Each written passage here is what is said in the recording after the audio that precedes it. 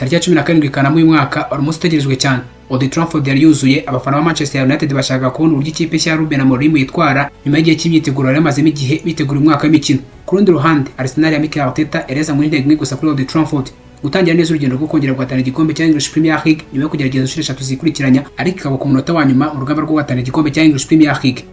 Nubwo byari gutegereza gusa abakinnyi bashya barimo Victor Gyökeres ku ruhande rwa Arsenal cyangwa se Benjamin Sesko ku ruhande rwa Manchester United, hari n'amatsiko menshi cyane ku bafana bari bategereje kureba ko Ruben Amorim umutoza mushya wa Manchester United waje kuri Old Trafford aritwara umukino we wa mbere ukomeye muri English Premier League.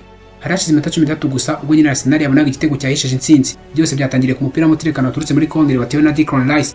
Bayindri agerageje gusohoka ngo akuremo umupira, ariko nyine asunikwa na William Saliba. Ibyakurikiyeho byose byiswe amakosa y'umuzamu. Ni igipfusi yagerageje gutera, ariko nyine ntiyawugiraho neza, maze Ricardo Calafiori wari uri ku rundi ruhande atatsinda igitego n'umutwe w'imworoheye. Iri kosa byagaragaje ibintu bibiri bikomeye: uburyo Manchester United igifite ikibazo cyo gutsindwa ibitego byinshi cyane bivuye ku mupira y'imiterekano, ndetse nuko icyemezo cyo kutabanza André Onana mu kibuga ngo cyari ikosa ridasanzwe ry'umutoza Ruben Amorim. Umukino ukomeye nk'uyu wahuje Manchester United n'ikipe ya Arsenal, kwibeshya ku muzamu bihita bigira ingaruka zihuse kandi utagira ikinduraho nyuma. Impamvu nyamukuru yo gukinisha Bayindri mu izamu nubwo André Onana yameze neza, ngo nuko nyina Amorim ashaka kumuha icyizere ndetse no guha umwanya uhagije wo kwitegura André Onana wari umaze igihe adakina bitewe n'imvune. Gusa iki cyemezo cy'ingoni ryo kosa rikomeye yakoze. Abasesenguzi nka Gary Neville bahise bagaragaza ko ari ibintu bizakomeza kugira ingaruka ku ikipe ya Manchester United. Ikosa ry'umuzamu urigira imbaraga zitakure cyane izindi umukinnyi wese mu kibuga yatekereje gukora ikintu agatindaho gato igitego gitakinjira. Iyo usubiye inyuma mu mateka ya Manchester United usanga Manchester United yarakunze kugaragaza ko igorwa cyane n'imipira y'imiterekano irimo corner ndetse na free kicks. Umwaka ushize amakipe menshi yabashije kubona amanota 3 kuri Manchester United nyuma yo kwatsinda ibitego bigiye bitandukanye bivuye ku mipira y'imiterekano. Mu mikino ya Europa League na Premier League babuze amanota y'ingenzi cyane bitewe no kutamenya gucunga neza abakinnyi bahagaze mu gihe nyine habaga hagiye guterwa imipira y'imiterekano.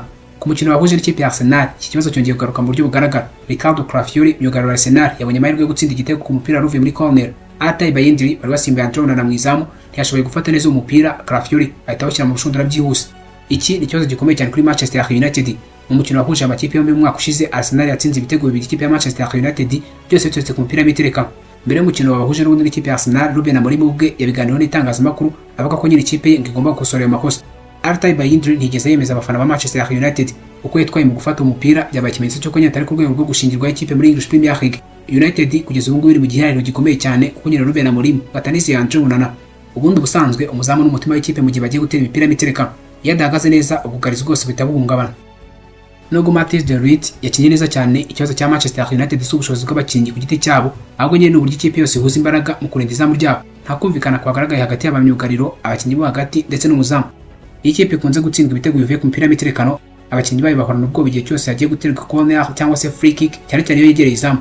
Urebye mu mibare mu mikino 10 iheruka English Premier League, Manchester United yatsinzwe ibitego 6 byose biturutse ku mipira y'imiterekano. Ibi birerekana ko iki atari ikibazo cya vuba aha, ahubwo nyine ari ikibazo Manchester United isangaho.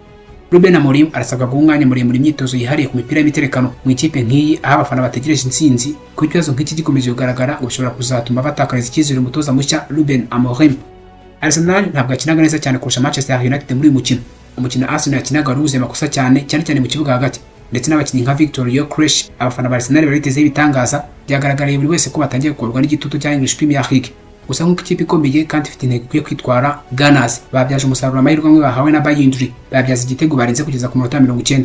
Nubwo Bayindri yakoze ikosa rikomeye ryafashe Arsenal gukora amanota 3 kuri Old Trafford, ku rundi ruhande David Raya we yabaye intwari y'umukino, yakuyemo imipira yashoboraga kuvamo ibitego nk'iyatewe na Kunya ndetse na Mbeumo. Nubwo nyine aje guhabwa ikarita y'umuhondo kubera gutindana umupira, nyuma yo Manchester United yaritangiye kubatsa igitutu kidasanzwe. Save yakoze ku shoti ryatewe na Matheus Kunya mbere gato yo kubajya mu kiruhuko, niwo mupira wanditse save y'umukino. Iyo umupira winjira mu izamu, Manchester United yari kubigize icyizere cyo gutsinda, kandi umukino ushobora kuba ari kugenda ukundi bitandukanye no kuwagenzi. Uretse igitego Manchester United yatsinze, hari indi nkuru y'ingenzi yavuzwe cyane: uburyo abakinnyi bashya barimo Bryan Mbeumo na Matheus Kunya bitwaye mu mukino wabo wa mbere muri English Premier League bambaye imyambaro ya Manchester United. Mbeumo yagerageje kwitwara neza cyane kuva ku munota wa mbere w'umukino, yari yahawe akazi gakomeye gukina ahanganye na myugariro wa Arsenal Ricardo Calafiori. Icyatangaje benshi nuko nyine mu gihe Calafiori ari watsinze igitego cyahaye intsinzi ya Arsenal, mu gihe kinini cy'umukino yari afite ikibazo gikomeye cyane cyo guhangana na Bryan Mbeumo. Mbeumo yakoreshaga umuvuduko we no gucenga, akenshi akanyura kuri Calafiori ku ruhande nk'udahari. Uburyo bwinshi Manchester United yabonye bwo gutera mu izamu bwabaga buvuye kuri Bryan Mbeumo. Nubwo atabonye umukinnyi wibyaza umusaruro, yagerageje gutanga imipira myinshi cyane imbere y'izamu. Iyo Sesko aza gutangira umukino, hari amahirwe menshi cyane ko muri iyo mipira yose yaciye imbere y'izamu byibura hari kubonekamo umuvamo igitego. Mbeumo yitangiye Manchester United ku buryo bugaragara, yagiye agaragara yasubiye inyuma gufasha mu bwugarizi, ibintu bitarasanzwe amenyereho cyane akina mu ikipe ya Brentford. Ibi byose byatumye abafana ba Manchester United bamukomera amashyi nk'ikimenyetso cy'uko nyine ashobora kuba umwe mu bakinnyi bagiye guhindura uburyo Manchester United ikina. Mu gihe Mbeumo yitwaraga neza cyane ku ruhande, Matheus Cunha nawe yari hagati mu kibuga mu mwanya wa nimero 10. Uyu mukino wamubereye nk'urubuga rwo kwerekana impano yo kwitwara neza nk'umukinnyi ufite ubuhanga bwo gufata umupira, kuwutwara akawugeza imbere ndetse akanawutanga neza. Yagaragaje uburyo ashobora gufata umupira hagati mu kibuga akawutwara mpaka awugejeje imbere. Hari inshuro zigera kuri 3 yagerageje gukora ibi, biteza impagarara mu gice cy'ubwugarizi bwa Arsenal. Benshi bari bategereje kureba uburyo Bruno Fernandes na Matheus Cunha bahuza mu kibuga hagati, kuko nyine bombi bakunda gukina nka ba nimero 10 mu kibuga hagati. Gusa muri uyu mukino byagaragaye ko bashobora gukina kandi bagahuza neza. Matheus Cunha yanagaragaje imbaraga mu gusatira, yagerageje inshuro nyinshi cyane uburyo bwo gutsinda nubwo nyine ntacyo byatanze. Nubwo bombi batabashije gutsinda igitego cyangwa se gutanga assist, uburyo bitwaye byatanze icyizere gikomeye cyane ku bakunzi ba Manchester United. Mbeumo gashobora kuba ari we mukinnyi Manchester United izakoresha mu kubona imipira myiza cyane ivuye ku mpande. Matheus Cunha nawe akaba afite ubushobozi bwo gutanga imipira myiza ku bataka ivuye mu kibuga hagati. Abakinnyi benshi bavuye mu yandi makipe cyangwa se andi mashampiyona bakunda kugira ikibazo cyo kumenyera umuvuduko n'imbaraga bya English Premier League, ariko umukino wa mbere Manchester United yakinnye n'ikipe ya Arsenal wo kuri aba basore batanze icyizere ko bashobora guhita bumva imikinire ya Manchester United vuba. Ruben Amorim akunda gukoresha uburyo bw'imikinire buha agaciro cyane abakinnyi b'imbere bafite umuvuduko n'ubuhanga bwo gutsinda. Urebye uko Sporting Club de Portugal yakinaga mu bihe bishize, abakinnyi bari bameze nka Bryan Mbeumo na Matheus Cunha nibo bagiraga uruhare rukomeye cyane mu guhindura umukino wayo. Kuba bombi bitwaye neza cyane mu mukino ukomeye nk'uyu ni ikimenyetso cy'uko nyine bazaba inkingi za mwamba muri systeme nshya ya Ruben Amorim mu kipe ya Manchester United. Muri iyi mpeshyi mu bakinnyi Manchester United yaguze Benjamin Sesko, ni umwe mu bari bitezweho byinshi cyane. Umusore w'imyaka 22 ukomoka muri Slovenia ufite uburebure bwa metero 1 na santimetero 95 yaje muri Manchester United nka rutahizamu mushya ugomba kuzana imbaraga n'ubushobozi bwo gutsinda ibitego byinshi cyane mu kipe ya Manchester United. Abafana benshi bategereje kureba ko aritwara mu mukino we wa mbere muri English Premier League ndetse no ku kibuga cya Old Trafford. Gusa ibintu byagenze uko benshi bari babyiteze. Umukino watangiye Benjamin Sesko yicaye ku ntebe y'abasimbura, aza kwinjira mu kibuga ku minota 35 asimbuye Mason Mount. Ruben Amorim yahisemo gutangiza mu kibuga usatiriza ubuyobowe na Mason Mount, Bryan Mbeumo ndetse na Matheus Cunha. Impamvu nyamukuru ngo nuko nyine Amorim yashakaga ko abakinnyi b'imbere batangira umukino basatira cyane, basunika imipira byihuse kandi bagakoresha umuvuduko udasanzwe. Mbeumo na Matheus Cunha bashoboye ibingibi kurusha Benjamin Sesko. Indi mpamvu ngo nuko nyine ari umukinnyi mushya kandi akaba atarumva neza system y'umutoza Ruben Amorim. Arsenal yari ifite abasore bugare badasanzwe barimo Salba ndetse na Gabriel Magalhaes. Amorim bashobora kuba yashaka abakinnyi b'imbere bafite ubuhanga bwo gucenga no kwihuta kurusha umusore muremure umenyereye kurangiza mu izamu Benjamin Sesko. Nubwo yinjiye mu gice cya kabiri ku minota 35 Benjamin Sesko yahise yerekana icyo azaba Manchester United. Uburebure bwe n'imbaraga ze byahise bigaragara. Abadefenseri ba Arsenal bahise batangira kumwitaho cyane igihe cyose yabaga yagiye guterwa imipira miremire cyangwa se imipira y'imiterekano.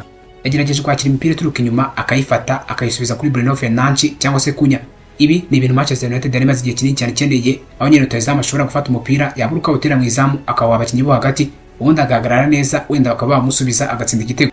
Nubwo atigeze abona amahirwe yabyaza umusaruro, uburyo yitwaye byatumye abafana ba Manchester United bumva ko nyine igihe kizagera agatsinda ibitego byinshi cyane. United ifite amateka y'abasore bakiri bato yagiye igura bakaza bagahita batanga icyizere byihuse kandi bagafasha ikipe. Mu mwaka wa 2003 yaguze Cristiano Ronaldo waje ari umusore muto cyane agahita yigaragaza. Mu mwaka wa 2015 yaguze Anthony Martial waje agatsinda Arsenal ku mukino we wa mbere. Mu mwaka wa 2023 yaguze Rasmus Hojlund waje atanga icyizere ariko nyiratinda kumenyera English Premier League. Benjamin Sesko ngashobora kugira ikirenge mu cya Cristiano Ronaldo cyangwa se Martial nakomeza kwitwara neza cyane. Abafana benshi ba Manchester United ko bamufashe nk'igisubizo cy'igihe kirekire ku kibazo cya rutahizamu cyagiye kibakurikirana imyaka myinshi. Byagaragaye cyane nyuma y'igihe kirekire cy'umusaruro mucyo wa Anthony Martial n'abandi nka Cavani cyangwa se Weghorst batigeze bigaragaza. Nubwo atagize icyakora kidasanzwe mu mukino wahuzaga n'ikipe ya Arsenal, abafana ba Manchester United bagomba kumwihanganira ko hari abagifite icyizere cy'uko nyine azaba rutahizamu udasanzwe wa Manchester United mu myaka iri imbere. Amorim nawe afite amahirwe yo kumwubakiraho akamuzana Bryan Mbeumo ndetse na Matheus Cunha kugira ngo ubusatirizi bwa Manchester United bube bumwe mu bukomeye muri English Premier League. Patrick Dorgu yateye ishoti rikomeye cyane ryakubise igiti kizamu, agaragaza ko ashobora kuzaba umwe mu nkingi za mwamba mu kipe ya Manchester United mu gihe kizaza. Uyu musore yerekanye ubuhanga bwo kumva neza imikino ya Ruben Amorim nubwo nyine kurangiza neza mu izamu bimugora. Arsenal yashoye amafaranga menshi cyane kuri Victor Gyökeres ariko nyine umukino we wa mbere muri English Premier League ntabwo ari mwiza. Yagerageje kwereka Mathis de Ligt imbaraga ze ariko nyine ahita atakaza umupira mu buryo bwatekeje benshi. Iyo niyo foto y'ingenzi y'umukino we wa mbere muri English Premier League. Ku minota 60 yasimbujwe nk'ikimenyetso cy'uko nyine Tete ubwe yabonye ko atari mu mukino. Kuri Arsenal byerekanye ko Victor Gyökeres agikeneye igihe kirekire cyo kwinjira no kumenyera imikino ya English Premier League. Uyu mukino wahise wibutsa Ruben Amorim urugendo rurerure agomba gukora. Yagaragaje ko afite gahunda yo guha ikipe ya Manchester United isura nshya mu busatirizi ariko ikibazo cy'ubwugarizi n'umuzamu kiracyari ingorabahizi. Kuba yanditse record mbi yo kuba umutoza wa Manchester United utsinzwe umukino wa mbere wa English Premier League nyuma y'imyaka 16 yarashize badatsindwa ngo bishobora kubatera igitutu gikomeye cyane mu ntangiriro y'uyu mwaka. Arsenal yagaragaje ko ari ikipe yamenyereye cyane guhatana, nubwo batari bari gukina umukino mwiza cyane batsinze ndetse batabatinjwe n'igitego kandi bava ku kibuga cya Old Trafford batanye amanota 3. Umwaka wa mbere w'isosiyete ya Ineos nk'abafite ijambo rikomeye muri Manchester United watangiranye umurindi mwinshi cyane ku isoko ry'igura n'igurisha. batanze amafaranga arenga miliyoni 200 z'amapaundi mu mpeshyi y'umwaka bazana abakinnyi bashya barimo Benjamin Sesko, Bryan Mbeumo, Matheus Cunha na Diego Leon. Ibi byari bigamije kugaragaza ko ari icyizere gishya batanga nk'ubuyobozi bushya. Gusa umukino wa mbere wa English Premier League bagaragaje neza ko ibyo nyine bakoze ku isoko bidahagije, hakiri ibibazo bikomeye bitarabonerwa ibisubizo. Umukino wazaga ikipe ya Arsenal n'ikipe ya Manchester United, Andrew Onana ntabwo yagaragaye ku rutonde rw'abakinnyi bagomba kwifashishwa muri uyu mukino. Amorim yahisemo guha umwanya Altay Bayindre, ariko uyu mukino amubereye nk'ikiraro kigaragaza ko atari ku rwego rwa English Premier League. Gutsindwa igitego kimwe giturutse ku mupira w'umutekano byatumye abafana ba Manchester United batangira kwibaza ibibazo byinshi. Bamwe bati ese Andrew Onana nta kizere gifitiwe n'umutoza mushyara? Ese Bayindre ashobora kuba umuzamu wa Manchester United uzagendwaho muri uyu mwaka muri English Premier League? Ese ne hose yabigomba kongera kugura umuzamu mushya mbere yo kuri isoko rifunga? Hari amakuru ataremezwa nk'ukuri akomeje kuvugwa ku mazina nka Gnabry, Donnarumma cyangwa se Sen Lammens nk'abazamu bagomba kuza mu ikipe ya Manchester United. Abafana ba Manchester United babona ko idashobora kwitwara neza cyane mu mwaka w'imikino mu gihe ikomeje kugira ikibazo gikomeye cyane ku mwanya w'izamu kandi ari umutima w'ikipe. Ineos yashaye amafaranga menshi cyane ku bakinnyi imbere n'inyuma, ariko nyine umukino wa Manchester United n'ikipe ya Arsenal bagaragaza icyuho. Aha niho hahitaza ikibazo. Ese amafaranga arenga miliyoni 200 z'amapaundi yakoreshejwe mu buryo bwiza koko cyangwa hari ubundi buryo yagombaga gukoreshwamo? United ifite intego yo gusubira muri top 4 mu makipe ane no kongera gusubira muri UEFA Champions League mu mwaka utaha. Gusa n'ibibazo cy'umuzamu kitagize icyo gikorwaho, niba nta mukinnyi w'inyongera hagati mu kibuga bazazana bishobora kuzabagora kugera kuri iyo ntego. English Premier League ngo ntabwo irinda amakipe atiteguye neza, rimwe na rimwe utakaje amanota mu ntangiriro ubayigabanyirije amahirwe yo kurangiza mu myanya myiza. Mu gihe Manchester City n'ikipe ya Liverpool nabo batangiye neza, Arsenal yagombaga kwirinda gutakaza amanota ku munsi wa mbere. Gutsindira kuri Old Trafford ni ubutumwa bukomeye bwo kwereka abandi ko ikipe ifite intego idahinduka kwegukana igikombe cya English Premier League. Ku ruhande rwa Manchester United, uyu mukino watanze ibimenyetso bibiri bikomeye. Hari ubushobozi bushya n'imbaraga nshya Manchester United yungutse mu basore bashya yaguze muri iyi mpeshyi, ariko nyine akaba ari ikibazo gikomeye mu kugarizi ndetse no mu izamu.